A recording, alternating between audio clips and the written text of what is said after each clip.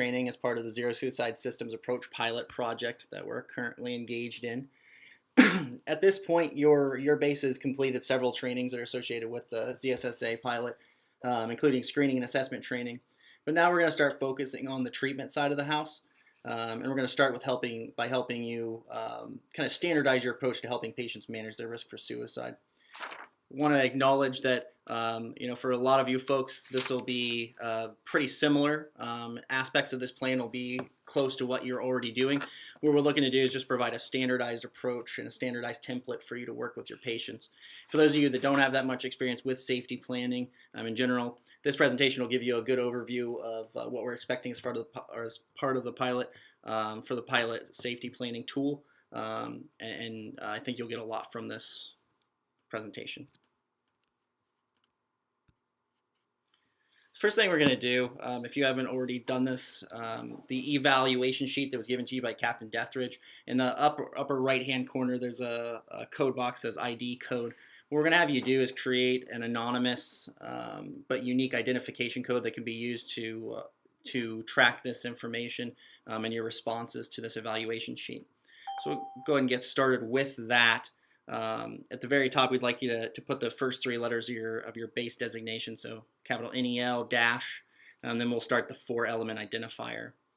The first element, we want you to write a 1 if you were born on an even year, or write a 2 if you were born on an odd year.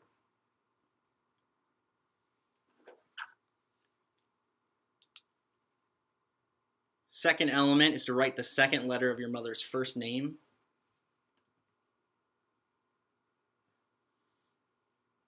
Third element is to write the first letter of your birth month.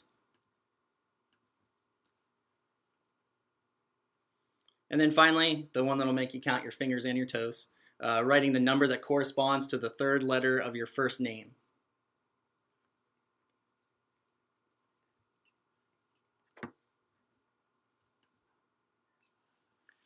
And once you're done with that, you'll see there at the bottom there's an example of what your identification code would look like, that capital NEL dash, and then the 4 elements associated with that.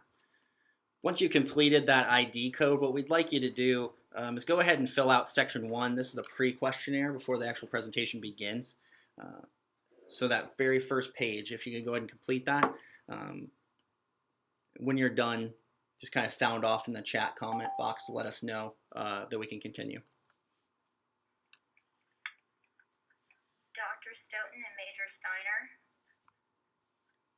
Welcome. Hello.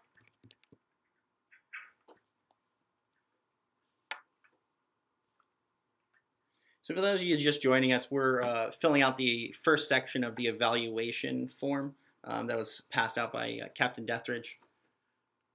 So if you want to go ahead and complete that, and then let us know in the chat box when you are finished.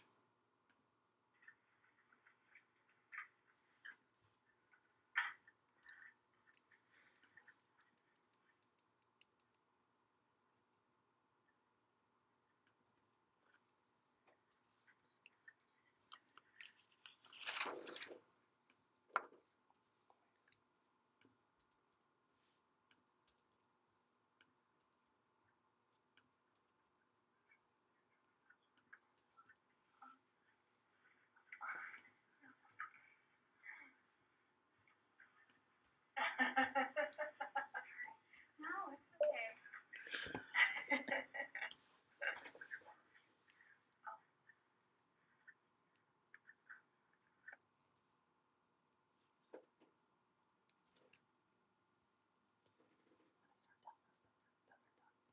Just let us know in the chat box. I told them to tell us when they're done in the chat box. Okay, just keep an eye on it. They're not using it. College.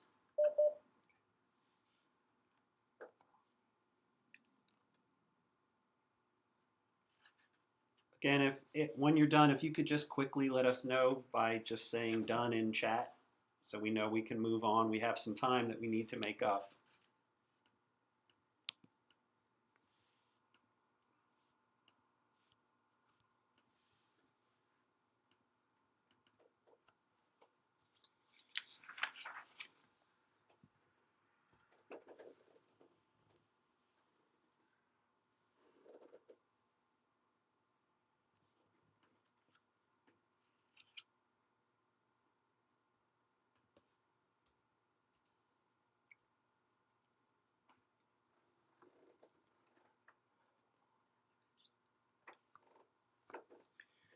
All right, folks, in the interest of time, we're going to go ahead and move forward. For those of you that are finishing up your part one of the evaluation, please continue to do so, and we'll go ahead and continue here. We're going to skip over even objectives as we're going through each of these elements anyways. Excuse me, this is Dr. Stoughton. I can't get into it's been saying connecting to server for about 5 minutes. Dr. Hamill, I'll go problem solve for her. We can move forward. Okay, thank you. Just a tiny bit of background. Suicide in the Air Force is a health system problem or a health system issue. This is just a background information on calendar year 17. As you can see, through the 29th of September, the total force suicides and active duty Air Force suicides were on par with calendar year 15. So they are still rather high. They're not trending downward at this time. So this is still a peak of interest for this project. This is a copy of the safety planning tool that we're working with at this time. We'll go over this in a little bit more detail as we go through each individual step. But as you can see on this slide, there are 6 steps. They're graduated in terms of the level of intervention that is associated with each of them. And later on in the presentation, we will be going over each individual step. But first, we want to talk a little bit about why do we need to complete a safety plan. And really, when it comes down to it, it's about building knowledge of and increasing perceived self-efficacy in a patient's ability to use internal coping strategies and to utilize external coping resources to manage suicidal thoughts. And the ultimate goal being to decrease imminent risk and to decrease the intensity and duration of a suicidal crisis. Furthermore, what we tend to know, and we've talked to you folks about this several times, especially during the screening and assessment training, is that suicide risk tends to fluctuate over time. 30% of folks tend to report that a suicidal crisis happens for a duration shorter than an hour. Safety plan, when it comes down to it, is about getting them through that crisis, helping them to distract themselves and to bide their time so that they can receive any necessary intervention that needs to occur. So we're trying to target the urge to engage in suicidal thinking or fantasizing before it proceeds to actual suicidal behavior, towards acting out on that suicidal ideation. One of the main reasons this is an effective strategy is because it provides a tangible means, a tangible document that they can access to help cope with the fact that problem solving tends to diminish during a crisis. And with practice, this template can enhance their coping abilities. So this slide sort of demonstrates a little bit about what Mike just said, and that is, for most people who are in a suicidal crisis, the crisis is going to last 4 minutes. As Mike said, about a third will be less than an hour, but for some it's significantly less, 5 minutes, 10 minutes, 15 minutes.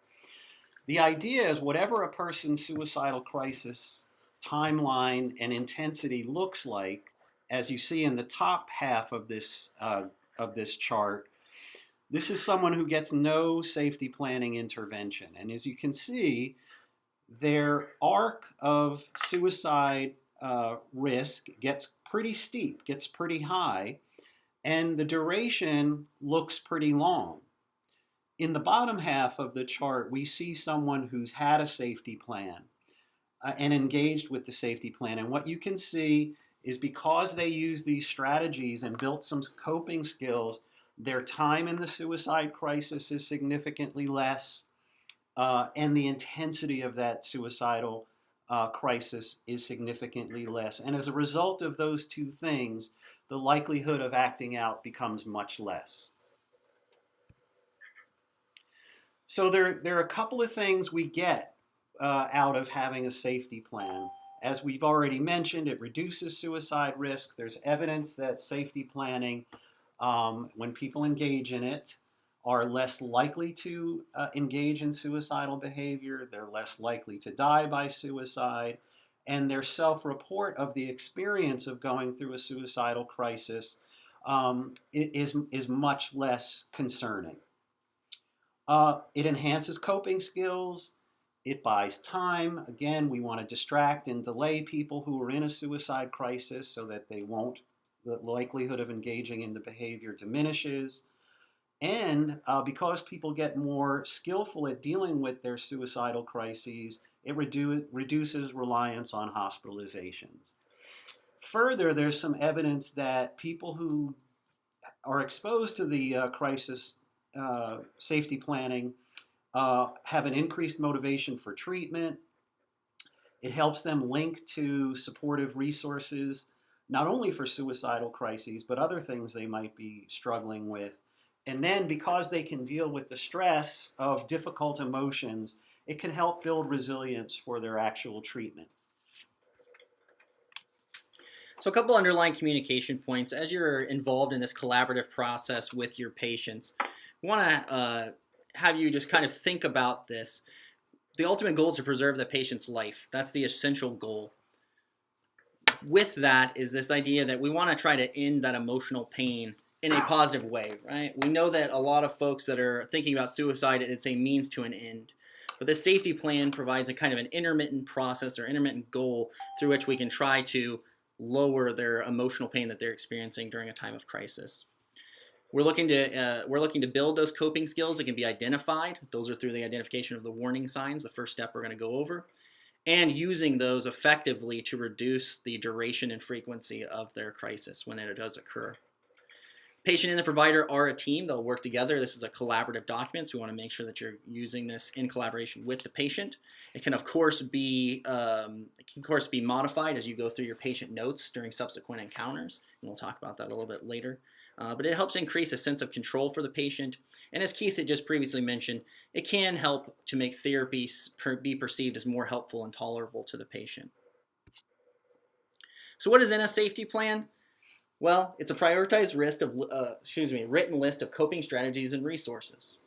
It should be short, easy to read, in the patient's words. So we want to make sure that it's in the patient's own words, so that they can make sure that it's easy enough for them to utilize in a time of crisis. And as we'll see in just a minute, these are often very simple and easy to do things. You know, again, when someone's in a crisis, we don't want to make things complicated for them. We want to make it easier. So these are not rocket science kinds of things, but they are effective when used. Absolutely. So this is just an example of the post-screening safety planning protocol that you folks are already pretty familiar with. The only addition that's been made to these is a specific provision for what should be done in regards to safety planning. On the med group side, so BHOP and the wider MTF, you'll see there in red that for intermediate and low suicide risk patients, they'll be providing a patient with a pre-populated BSPT, so the Brief Safety Planning Tool card. And they'll be documenting the results of those cards within their own documentation procedures.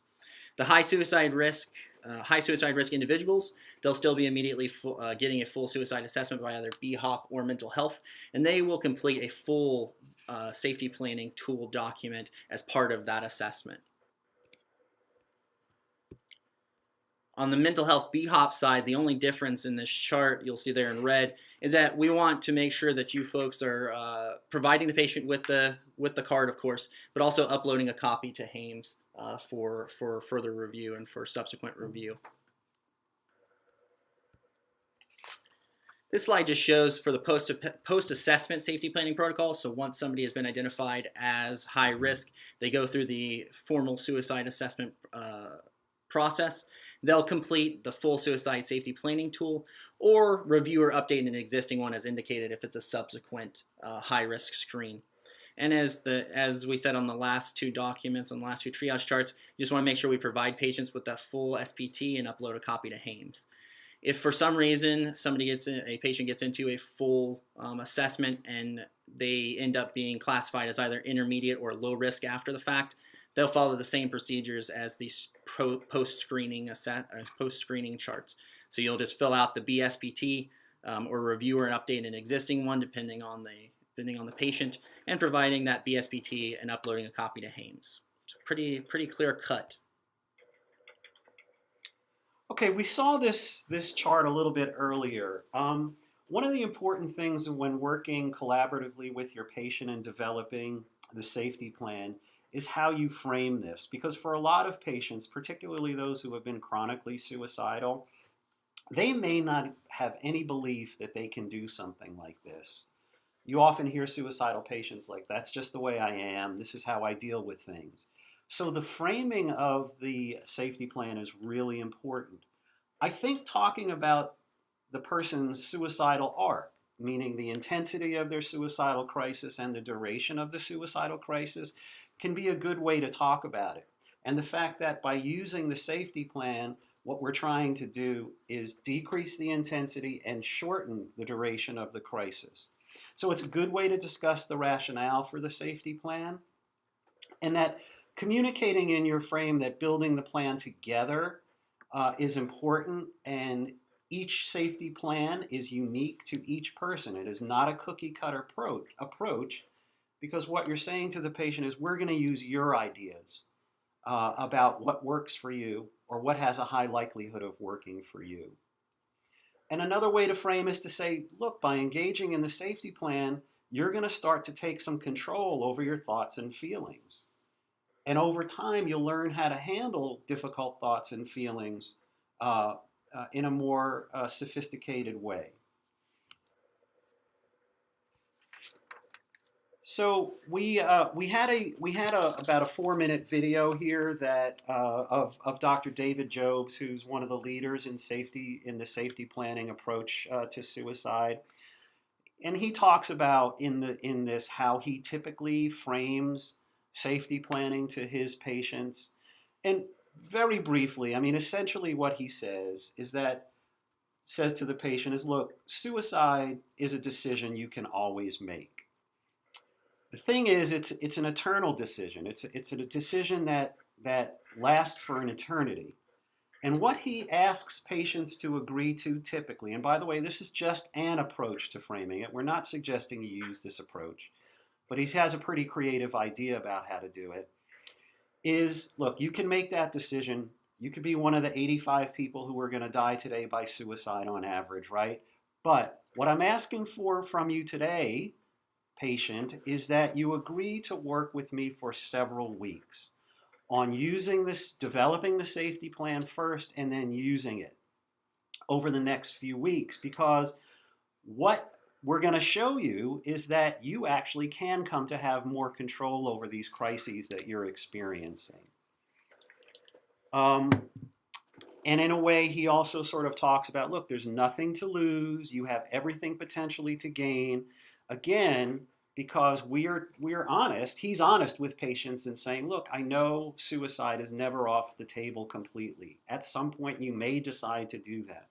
It's asking for a few weeks to start, demonstrating to the patient that they can have some success and that this approach has evidence that it actually works. It's good for patients to hear that. And Dr. Jobs has talked a lot about people feel like this approach, patients feel it's a way to really communicate that he's empathic about how serious suicide is for them, and that they actually are the ultimate owners of whether they're going to die by suicide or not. So again, acknowledging the reality of that, but asking for a commitment of some time to learn how to do this, and communicating some hope that it actually works for a lot of people who are suicidal. So again, framing is important, and Stanley and Brown have some ideas. We don't need to go over a lot of these, but again, important points to make when you're making a safety plan with someone is that it's collaborative. We're going to do it together. It's unique. It's not cookie cutter. There are several steps we're going to take, probably going to take about half an hour for us to complete this, maybe less. And that you're getting this form. This form, as Mike said, is a tangible resource for you to refer to when you're feeling out of sorts. And then to quickly just talk about the components that are included in the plan. Now, as I mentioned a little while ago, there are going to be patients who really have never thought about this, and who are going to be actually quite skeptical that they can do this. And so we want to recognize that we're going to encounter patients who are resistant to the idea of starting to take some control over these crises. So you want to be ready to deal with patients who are resistant, and I know you're already doing that.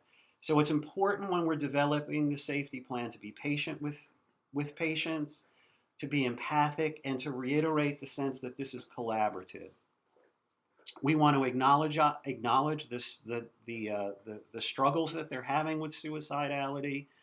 And as in the Job's approach, where look, the reality is if you want to kill yourself, you can. But yet here you are. And the fact that you're here with me in the office suggests that you may not think suicide is the best thing to do. As I mentioned before, you have a lot to gain, nothing to lose if you try this. But we can work on strategies that have been shown to be really helpful. So again, being patient and suggesting the ways that this approach can work for them. Again, in working with patients who are resistant, you may need to fall back on some of your motivational interviewing type skills. So that's asking, questions that help the patient develop their own rationale for why they should engage in developing the safety plan. So something brought you here today. Why is it? What is it? What is it? Why are you here with me today that we can do that might change how things are for you? I think what if questions or statements are really helpful in motivational interviewing. So how would it be for you if you could learn to manage suicidal thoughts and feelings? How would that improve your life? Right now you're fixated on suicide, but what if you could come to have a broader perspective? Again, it's letting them fill in a potential rationale for doing the intervention. So we'll get into discussing the different steps that are associated with this. Just a broad overview here on this slide. Step one is about having them recognize their personal warning signs or when the plan should be used, when a crisis is going to occur. And then we'll go through the graduated steps 2 through 5 in terms of the amount of coping or the level of coping that they are involved in during a crisis. So step one does involve the recognition of warning signs. One of the easiest prompts for this that you can use, or one of the most standard prompts, is what do you experience when you start to think about suicide or feel extremely distressed? Now, we know that patients aren't always forthcoming with this, or they may not even be able to frame it properly. So one thing you can try is to have the patient articulate this in a different way. So asking about the last time they felt that way. So ask them from an emotional standpoint, how did you feel the last time that you experienced a suicidal crisis, and work from there? And what preceded those feelings? Absolutely. Different warning signs can reflect different processes. So they can be specific thoughts, specific images, the thought processes themselves. So in terms of thoughts starting to race, not being able to focus, ruminating on a specific thought or idea of dying.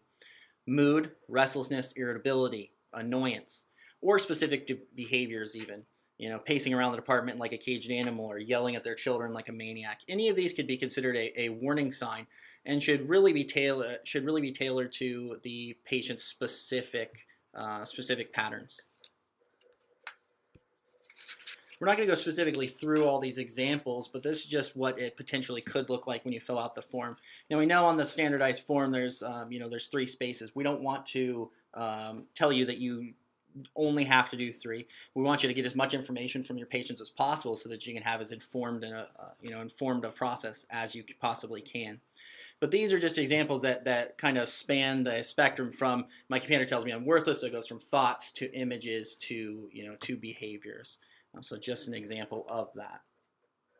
All right, so warning signs first.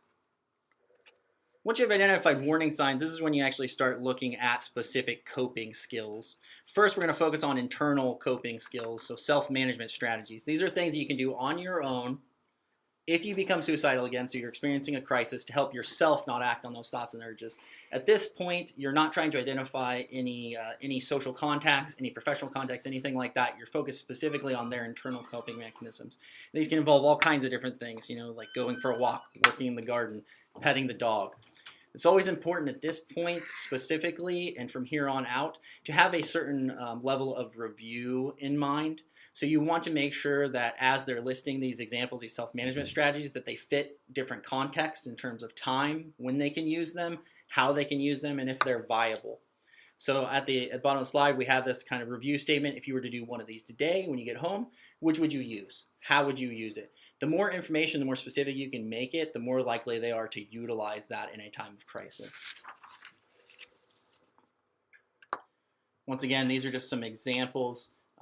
We provided the entire slide deck to Captain Deatherage, so if you want these specific examples from him, please just ask. Step 3 is a two-pronged approach. At this point, we're not focusing on internal strategies. These are external coping resources. However, they're not specific to a crisis or to discussing a crisis. At this point, we're looking for them to list or to come up with people and settings that can help them provide distraction. Now, social support can have a positive impact on people who are struggling. However, not all social supports work. We have to make sure that they are, once again, viable and that they're a healthy network connection. And the right social network can offer support and distract suicidal patients. However, we want to make sure that these are a little bit intertwined when they are contacting these folks. If it's not over the phone, if it's in person, we want to make sure that the social settings that they are meeting these folks in are safe and will help the person get outside of themselves. Some prompts that you can use to ask a patient about this or to ask about these contacts are, who do you enjoy socializing with? Who helps take your mind off your problems at least for a little while? We want to make sure that these patients list multiple contacts for the same exact reason we talked about those internal coping strategies. We want to make sure that they work across the environmental context and that there's multiple areas or multiple contexts they can rely upon. These are some examples of that. Once again, we're not going to go over them in detail, but they are available for you in the presentation handout. Social settings. In a suicidal crisis, internal states are chaotic, painful, and hopeless. So at this point, if the patient has gotten to this point, they are not able to rely upon their internal management strategies, so that they're dependent on trying to use this context, so social settings, to provide themselves with distraction. It's all about getting outside of one's internal life by going to a helpful setting. This should be someplace that socialization naturally occurs. We want to make sure, as always, excludes places where booze or drugs or any other kind of negative influence it could impact their ability to cope. This includes, parks, places of worship, exercise classes, or gyms. We do want to make sure that when our patients list these, that they are places they can actually access. For instance, if they ask to go to the mall, if they experience a crisis outside of normal mall hours, you want to make sure that you have a backup. So there's always a backup to a backup. That's why we want multiple settings to be listed. Prompts you can use for this: is there a place you enjoy which will provide a distraction for your thoughts? You want to make that clear. At this point, we're just looking for a distracting environment. We're trying to bide time. That's the whole point of the safety plan, is to buy time to allow for the crisis to resolve itself. So where can you go where you'll have a chance to be around people in a safe place? We're emphasizing it is a safe place. And we want to ask specific details. What is it about that place that helps you feel better? And what will you do there? You go to the coffee shop, what are you doing at the coffee shop? What kind of coffee do you order? Anything like that you can make it more detailed, it's more likely that they will focus on that and utilize that resource when they're in that intensified state. Once again, these are some examples for that. We're not going to go over those specifically. So at this point, if the patient gets to step 4, we're asking them about specific contacts that can help them to talk to them about their crisis specifically. This can be family or friends. They can obviously be a great help in assisting in a suicidal crisis. However, they don't always have to be friends. They could be a close coworker or some other person in their life or social circle. We want to make sure that we're selective, and primarily we want to make sure that it's someone who can handle the patient in distress. We don't want to just spring this on somebody that may not be prepared for this. But we want to make sure that they are able to handle that distress. These are some specific examples of people, and we want to just point out that in each one of these, I know I didn't say this before, but they are in quotations because we're putting them in the patient's own words. So each one of these examples, you'll notice that it's really about making it fit to the patient. Step 5, at this point, a patient could not focus on their internal strategies, know their contacts, their social contacts, or their social settings are not managing their suicidal crisis.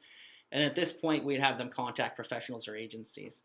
The actual form itself includes a prompt for clinic and clinician contact, urgent care or emergency department contact, and at least one crisis line contact. And prompts for these are pretty standard. Who are the mental health professionals we should ID to be on your safety plan? This may be even just an internal question that's going on in you as a provider or staff's head as you figure out who specifically they should be contacting, if they have a set provider or if it should be the provider on call, etc. And are there other healthcare providers you feel comfortable with? It's always important to take the person's feelings into context. If they have a specific contact in an emergency department or specific urgent care center, absolutely, if that would be a useful contact for them, include it. Once again, this is just an example of what it would look like filled out. Very brief, very straightforward. We want to make it as simple to follow as possible for that patient. Okay, just to take 1 second to review a little bit of what we just talked about before we talk about getting control over lethal means. So again, the safety plan should be fairly straightforward. It should not be complicated. We start with our identification of what the warning signs are, and then we want to communicate to the patient that these are steps that you go through only if you need to go through them. Meaning, if you're starting with self-management strategies, going for a walk, going to the dog park, playing with your little nephew or cousin, whatever it is, if that gets them through the suicidal crisis at that particular time, they can stop there. The idea of the stepped approach is that we want them to try something first, see if it works for them. If it does, great. They've successfully executed their safety plan. But if not to despair, but to realize you can try then the next stepped up approach. So if self-management wasn't sufficient, now I can think about distraction with somebody else or going to a place that I really like. Let's see how that works. For some people, the suicidal crisis will end there. If it doesn't, we're telling them, look, okay, if that doesn't work, let's try the next step. And then the next step, and subsequently at the last step, going for professional help if that's how far they need to go to get control over this suicidal crisis. Again, the idea is we're helping the patient get some distraction, get some distance from their suicidal thinking, but also start to take a little bit of control, which many people when they're in a crisis situation don't feel they have. And by helping them gain a little bit of control, it's going to help them in terms of how they cope with the current situation as well as future situations that may arise. Any questions or comments, if you want to make them over the phone or if you want to just send them in, please do so before we switch gears. Any comments or questions on those who have access to a phone? I have a quick question, sir. Is there any evidence indicating that having a physical, like paper or a card, actually makes a difference versus just discussing what's on this card? Yeah, absolutely. So there's been a couple of different studies by Stanley and Brown, specifically within the emergency departments. They haven't gone past that, but looking at specifically giving them a paper copy. Patients have overwhelmingly reported that having that tangible document at hand helped them to focus. So just having that helped them to focus, and then being able to focus on that document and having those at hand really made a difference and actually increased their likelihood to seek professional treatment rather than attempting on their own life. So yes, there is documented evidence of that. Great question. Others or comments? Okay. I'm sorry. Just one other thing I want to add to that.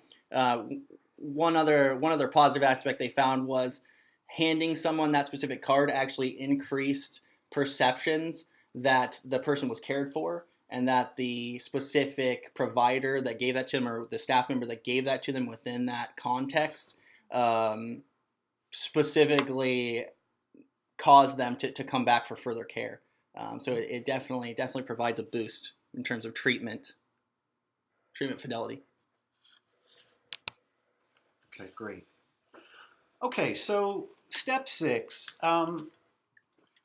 For folks who are in suicidal crises and have access to lethal means, we really need to be thoughtful about how to deal with that. As we mentioned earlier, suicide risk fluctuates over time, and the whole point of a safety plan is to help get them through it safely. But we know that the methods that people use to actually attempt to die or actually complete a suicide depends a lot on how available that particular method is to them. We also know that fatality ratios vary by methods. Some methods are more deadly than others. For example, gunshot wounds are the most deadly versus wounds from cutting or the use of pills to attempt an overdose. We also want to control means because we know the vast majority of folks who are feeling suicidal feel quite ambivalent about it. Typically when you talk to patients who are feeling suicidal, as you already know, they can talk about a part of them that wants to die and a part of them that wants to live. We have a window of opportunity, again, if we can put some time and distance and distraction, as well as control over means that they can use to kill themselves, we have a greater chance of capitalizing on those feelings of ambivalence. Another reason why we want to control lethal means is that we know that 90% of people who actually attempt to kill themselves but survive will not ultimately die by suicide. So what do we know? We know that the people who attempt and survive are typically not using the most lethal means. They're not using guns. They're more likely to cut or use pills, things of that nature. So if anything we can do that helps them not go to the more lethal means, that person over the rest of their lives has a much higher chance of not dying by suicide. So we know that most suicides are completed using firearms than all the other methods combined. So that's why we really want to start with guns. We also know that the fatality ratio for folks who attempt by guns is 85% to 90%, meaning 85% to 90% of people who attempt using guns are going to die. A large proportion who live are going to have significant physical and or mental injury. And so we can contrast that 85 to 90% fatality ratio, for example, with medications, which is much, much lower, less than 5%. So the inherent deadliness of guns is pretty obvious, and that's why we were going to start talking about guns specifically. They're the most lethal method, and they are accessible. Clearly in the military, people are comfortable with guns. They have no problem using guns. They're not scared of guns. So there's lots of acceptability in terms of guns and lots of access. So in terms of safety planning, we always want to ask a patient about whether they have access to both military-issued firearms and private firearms. There's a high number of folks in the military who do have private firearms, and it can be, as you already know, a very sensitive and emotional issue when you start talking about getting some temporary control over firearms. But you want to not only ask about guns specifically, but you also want to ask about any other means that they are considering. And we know in the Air Force, for example, that behind guns as the leading cause of death and suicide is hanging. So that's one that you probably want to ask about too. If someone describes a low lethality method in terms of controlling the lethal means, like I'm thinking of taking a few Tylenol, I think in that case it's good to just say, look, let's just you go home and get rid of your Tylenol, or keep 2 Tylenol and give the bottle to your neighbor, and trust that that's going to be sufficient for them to do. But when we start talking about the more lethal means, we really need to collaborate with the patient about how they can execute a means restriction plan that will work. And so the other way we want to do this in most cases is we probably want to get at least one other person involved who the patient trusts and knows who could actually help in a crisis situation. It could be a family member or a friend or someone in authority. But the idea is we probably are not going to feel comfortable with someone who's in a suicidal crisis to get the control over their over access to their gun, let's say, or whatever other lethal means they're talking about. But in most cases, it's going to be a gun. That we're not going to necessarily have a lot of faith that left to their own devices, they're going to be able to do that. So that's why we want to have a third person. There's yourself, there's the patient, and then a collaborator who can help execute the plan, and just as importantly as executing it, actually can help us confirm that the plan was executed. In other words, when we're making a plan to reduce lethal means, we want to have a way to get some confirmation that the plan has actually taken place. One other thing, particularly important in the military context, is when we're talking about gaining some control over lethal means or helping the patient gain control over lethal means, we want to stress that this is temporary. We are not. This is not a Second Amendment issue. You absolutely have the right to your gun. You're going to get your gun back. This is temporary. We need to sort of ride through this crisis as safely as we can. So just always reminding them this is a temporary safety plan. This is a temporary solution. And we just don't want you to have the possibility of accessing something in a moment of impulse that could end your life.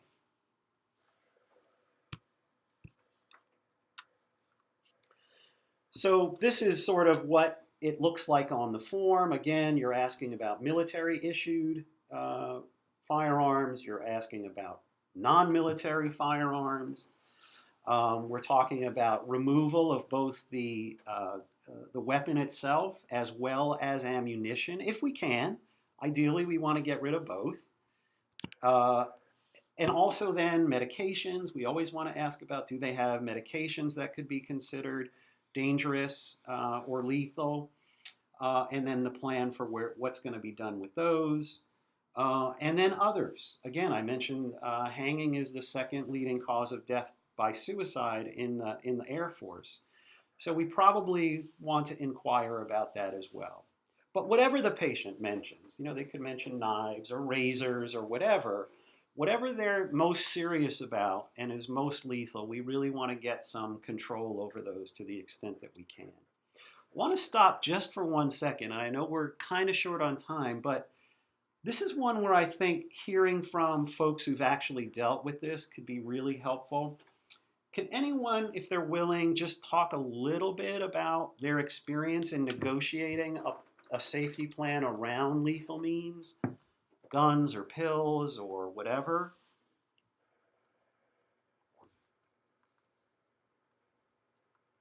And what that negotiation was like, and whether you used a third person to sort of help affect this?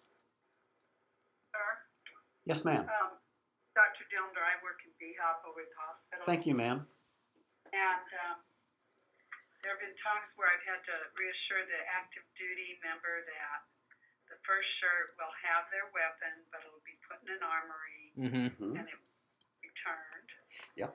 And then with patients that are not active duty, but perhaps have a parent there, but the parent's resistant to their child being taken to the hospital for evaluation or whatever, I found that it's really more likely to happen if I walk them to the ER. Yeah. Because parents leave and the the child will talk them out of it. That's a great point. I think all those things that show the extra concern, empathy, and support are really important to people who are really kind of spiraling and spinning into a crisis, as well as you mentioned their families as well. It's extraordinarily stressful for families to deal with for kids who are feeling suicidal. But I like that notion again. It's temporary. You know, the first shirt's going to take your military issued. It's going to be in an armory. You'll get it back when, you know, whatever conditions of their safety are met. Anyone else who's negotiated some of this? Well, I have another thing that happened that was a little different. Perfect. The patient was willing to text her husband because she couldn't get a hold of him. And then she was willing to wait until we heard from him and I was able to actually talk with him. And it just gave a reassurance that it was actually going to be carried out. Perfect.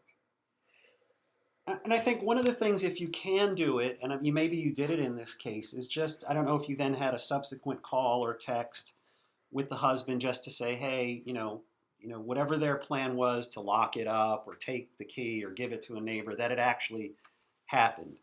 Yes, I always do that. Okay, fantastic. Perfect. Thank you for those examples. Those are really helpful. Okay, so as we just heard, it's great. You have your designated helper. You execute, you lay out the plan clearly, simply as possible. Keep the instructions clear, and then confirm that the plan actually happened. So this is perfect. Thank you. And then returning means once certain conditions are met, and we know that, for example, I think in a lot of cases, if someone's on the Hill, they need to be off it for some number of weeks before before their handgun, for example, can be returned. But whatever the preconditions are, once they're met, the return of the means is perfectly fine. So folks, that was the full safety planning tool. As we discussed earlier, that would be the complete tool that is done with folks that are at high risk for suicide, post-assessment, and then at follow-up. Just some critical implementation factors during the review process. Once you've completed the plan, you want to make sure that you go over it with your patient to make sure that they're aware of where they're going to keep the plan. How you want to ask them how likely it is that they will use the safety plan when they notice their warning signs. You also want to make sure that you're asking about any barriers that may serve to get in the way of them using either their internal or external coping resources. And you want to make sure that you help patients find ways to get past those barriers. And if there isn't a good way to get past that barrier, to identify an alternative that can be put in its place. And you want to make sure that for that patient, that because it is a tangible, concrete resource for them, you want to make sure that it's easily accessible readily accessible and easy to use. We also want to make sure that we review and revise the safety plan at each contact. Now, that doesn't necessarily mean that you need to go through the entire process again with the patient. If it's part of their active, suicidal arc or suicidal risk arc, this could involve something as simple as reviewing your case notes after an encounter to update any of their social contacts. For instance, if they have a significant other that they've had a recent falling out with, that person may not necessarily be the best person to be on their social contact list in either step 3 or step 4. So reviewing that as you go through your case notes is a definite initiative here. We want to remind that the plan is not a static document. It's not meant to be a standalone document. Environment change, instances change, circumstances change. We want to make sure that it's the most up-to-date document as possible for that patient so that it can be utilized by them. So we want to revise as circumstances and needs change over time, including those contacts that we just mentioned.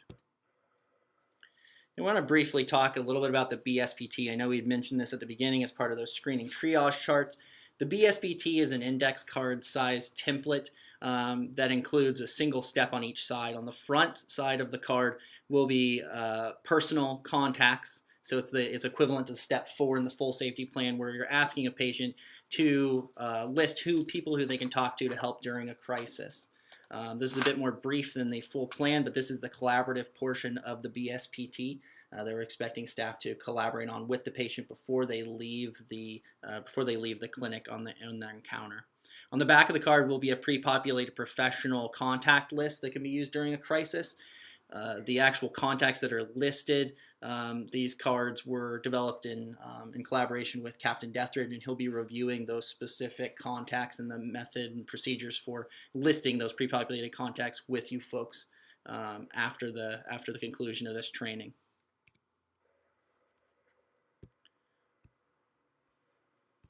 If I can get it to advance, there we go. All right.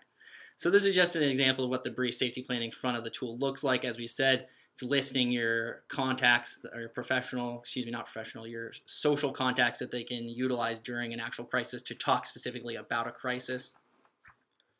And then the back of the card, as we said, is professional or agencies that they can contact during a crisis. And Capt Deatherage will review these specific templates with you after the conclusion of this training.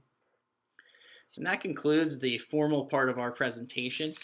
This slide just has, as you're all intimately aware, because he's had to help you through this and get you into DCS.